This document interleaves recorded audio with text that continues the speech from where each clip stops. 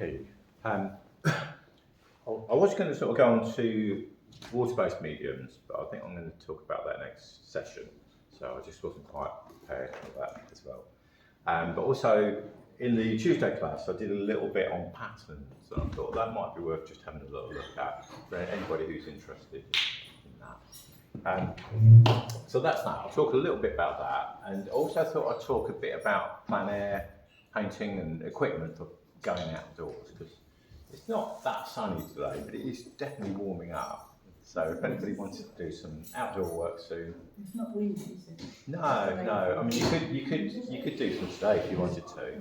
I just thought it's easier to talk about indoors, rather than go and set up outdoors. So it's more to talk about the equipment, but another session I'll do a painting demo or something like that. But I'll start with the fabrics to start with. So this was obviously last week's demo. That was kind of how it did. Really focusing in on plain fabrics, just light and dark. And I didn't bring that one here, but I have got other fabrics in here, if anybody wants some fabrics. Then I was thinking, patterns are quite interesting. And I quite like the way you get, you got the patterns, but then you've also got the folds as well. So it's sort of combining the two. I find it very challenging and difficult. I was looking at this and I was thinking, well, one way you could go about it would be, normally I tend to go dark colours first and then paint the lines over the top. But another approach would be to get the lights on first and then almost sort of painting negative and cutting with the darks. So I thought that is quite an interesting way of approaching things. And it gives a different sort of look than what you would achieve otherwise. And I quite like that sort of negative painting look, where you've got shapes formed by painting the shapes around them. I think that can be quite interesting. So what I've done here, I'll just very quickly do the same again. I've basically just scrubbed the background colour on there. It's still slightly damp from Tuesday, but I'll mix something a tiny bit darker, because I know it's actually difficult to see into this. So what I'm going to be doing is basically putting the background colour on. So you'd want this nice light colour that's the lightest bit of the pattern. And as I say, I'm just going to do it a fraction darker, just so you can see it. So it's basically working this in as a background. And so I've not thinned the paint at all. I've basically just sort of kind of scrubbed it into the surface. So it's putting the paint on so that the colour is nice and strong, but you've got the minimum amount on there. So this is water mixable oils, but any of the oils would work. The next stage is to just draw some of the pattern in there. So I'll use a little bit of this bit here. That bit's at quite an angle. And I'm going to just draw in by just literally just scratching into the surface. So from there I've got, and then I tend then to work from the middle of the pattern. So there's these little green bits in the middle, or greeny goldy bits. And I find just having these guidelines quite useful, and you can very quickly lose those once you get into it. You could use the ruler a bit more if you'd like to, but just for speed, I'll just do this bit more freehand. So that could be the inside bit. And then we've got this kind of diamond shape. So if I draw a line, and that can go to there.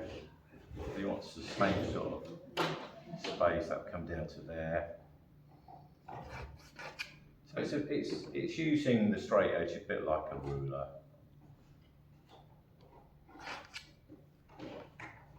I definitely think when you're working with patterns, try and get some guidelines to start with. It's very difficult to get all these bits to line up properly. I know I've got a bit askew here anyway. And then from there, this little kind of tooth design with the little triangles. Again, if I plot that out, that wants to come there. So this may not be too accurate, but yeah, I've got four yeah, that's about right. Yeah, 4 of those little shapes. So from there, I can then start to mix a red and really paint in negative. So just some crimson, or I think this is cadmium red deep, and then work my way around there. So there's a little dark bit in the middle there. And these sort of paintings, I find it's really good to have a good range of brushes. So I like this shape of brush quite a lot. It's like a flat but quite long hair and you know, reasonably narrow. I combine that with other brushes as well. But this will give me quite a bit of control, and I can literally just keep adding marks to generate the pattern. Now some of these bits are a little bit lighter, so perhaps add an orangey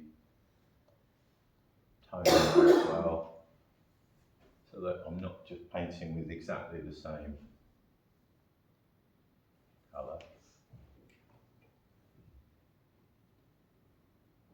I think the difficulty would come where you've got somewhere like a shadow area and then a lighter area, so that's where you need to just keep adjusting this colour you're using. You can see that's starting to generate a pattern. And yeah, it really helps having a little bit of just scratching into the paint. And to me, that's more preferable than just getting a pencil and having a graphite mark, because this line I've scratched in will just disappear as the painting progresses. It just gets merged in with the paint. So I'm making that a little bit more orange there. Some light reflecting. So that would fill out, and then it's exactly the same with the tooth shapes. Let's do a straight to start with.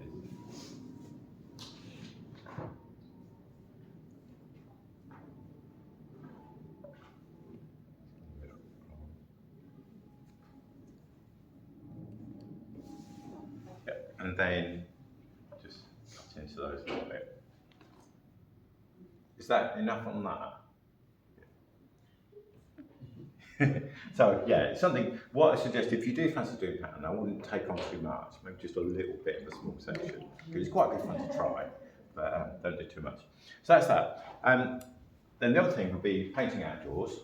So really this setup I've got here would absolutely work fine, because I've got somewhere to put my paint. This type of easel works well. If I find that if I adjust these handles at the back that stop this tilting backwards and forwards, I can hang some water or solvent or something like that off. So what I've actually got here is this was the first kind of easel I used when I was working outdoors. And what I did was I actually just sat down and had my palette on my lap. So that works fine. I just sort of took a stool. But I actually prefer to stand up to paint, so I made this little tray. So it's a fairly simple construction, but that can just sit on there, and then you've got a platform to work from. So that I find really works well, and I actually made this for this easel so I could work outdoors. So they were the first kind of easels, sort of lightweight easels that I took outside. I've got another box easel which I haven't built yet, but I'll bring that in another time. That's good for big paintings, but it is really quite heavy. So I'll show you that another time. So that's that one.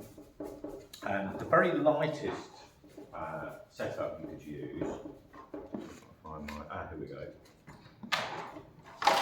So I'll just take this off for a minute.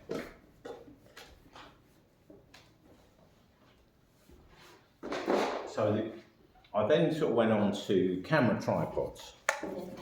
Yeah, so these are much lighter and they'll pack down really small, so that will go down to that size. This one that I'm using for filming was the first one I got, and that's a nice little tripod. I think that cost me it was under 50 quid. But the only thing with that one is it's not that strong up here, so that's when I bought these ones that are a bit stronger. And with this type, you've got like a little plate that attaches here, and you just screw that in and unscrew it. Whereas that one, it's more like a screw thread. So with the little red one, you could just simply just have a little bit of board and one of these plates with the screw thread in, and that just makes it very light. And then you could clip, you know, a piece of paper or a sketchbook or something like that to that, and then that's a very, very lightweight setup. So using, sorry? You screw that on and then Yeah, I can't actually screw it to this because it's really designed to go to with this tripod, which I'm using to film with. Otherwise I'll show you. I'll show you in the break design. It just literally just screws on. So this is nice, but it's really good if I want to go out sketching and I don't want to carry loads of equipment. Sometimes I'll just clip a sketchbook to that, and then I can just maybe have a couple of pencils or pens and just sketch.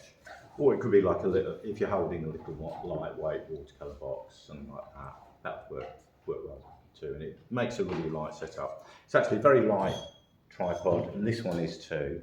That one's made out of aluminium. This one is carbon fibre, so it's kind of a bit lighter and a bit stronger.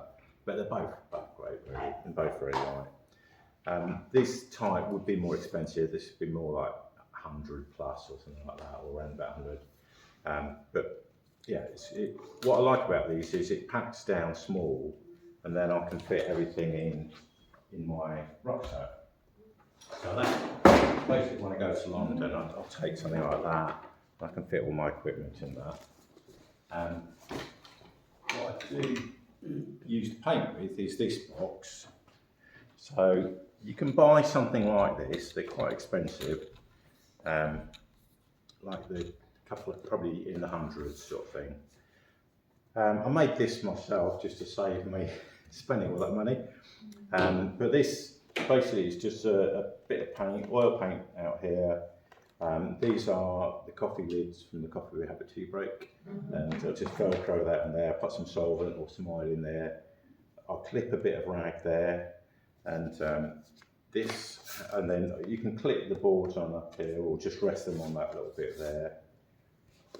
It has, that is the photographic plate that comes with the tripod, and I basically took the photographic screw out and just basically screwed it through the holes onto there, and then that will should clip on like that, and then that's kind of how, you know, how it would work, something like that. Sorry? you painted that to sell it. Yeah, that's just. That setup is great. Yeah. You can sell that. Yeah, you could, but I don't really want to make them. I like it's sort of worthwhile to make it myself because it saves money. But yeah, there are like I say, you can buy. I think the best one I've seen that's not too expensive is about 50 odd quid, but it's a bit more of a paint box that you attach. So one of my friends has used that for years and years. I think the Jackson's one.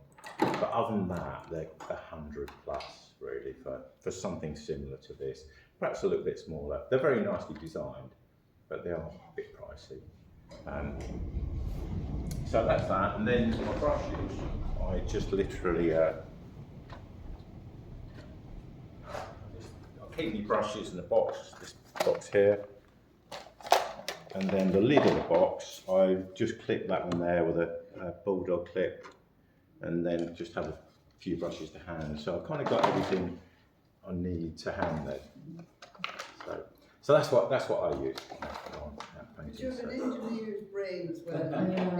This is where my 4-year apprenticeship in mechanical engineering came in handy. Yeah. I suppose I just quite like a bit of making, but lots of people just will go out and buy the stuff. When I go out with the London Plein Air painters, most people just buy the proper stuff. But this sort of suits me. Yeah. Well, the first one you showed with the other tripod, do you know the one that's on the end of the bench there, that bit of wood? Yeah, that. Does So that come with that thing at the back to attach to it? I'll show you that now because we pretty much come to the end. So I'll stop this.